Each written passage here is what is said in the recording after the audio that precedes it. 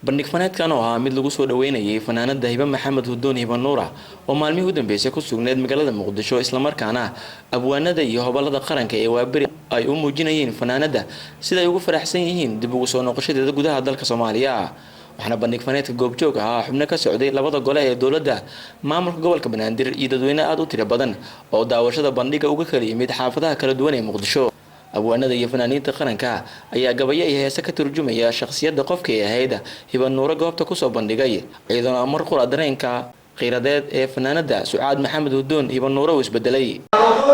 heesa Afrika iyo haybadiga jooga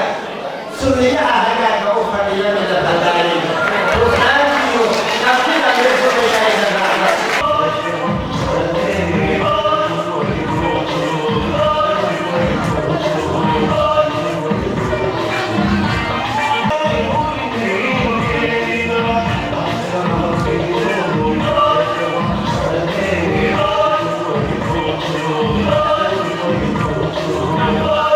Hiba Nuura ayaa ka hor intaysan masrax ka qaadin heesaha ay bandhig faneedka ugu tala gashay waxay ka sheekaysay cidii ku soo gacan qabatay fanka oo ay ku sheegtay inay ahayd fanaanada Seenab Xaaji Cali Baxsan waxaana Seenab oo xilligaasi xanuunsanaysay ay goobjoog ahayd madasha ay bandhig faneedka ku qabanaysay Hibo si ay u aragto intaasi kadib ayaa fanaanada Hiba Nuura qaaday heesaha ay ugu tala gashay bandhig faneedka iyadoona goobta ay ku qaadaysay ay buux dhaafiyeen dadweynihii goobjooga u ahaa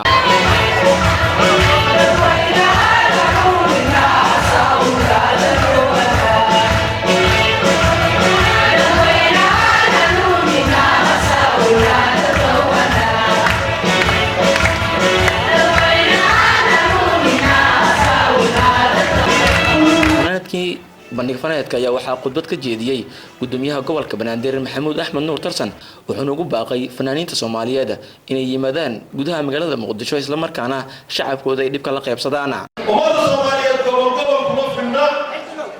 state kuma filna magacyada madaxiya kuma filna ummadda Soomaaliyeed midnimo ku filan qaleen waxa milay kana waa dhaqanka iyo suugaanta waxaan u yeelaynaa fanaaniintii reer waqooyi baan u yeelaynaa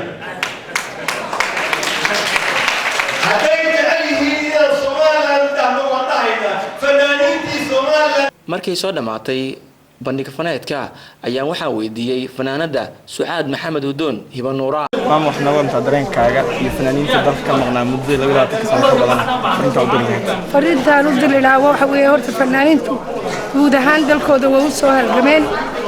meel kasta joogaan waxay mudnaayeen maanta dadku wuu fahmay waxaan jeclaan lahaa inay wada fahmaan sida loo jecel yahay iyagana loo jecel yahay ku soo noqdaan dalkoodii Cabdulqaadir Axmed telefishinka on cable magaalada Muqdisho.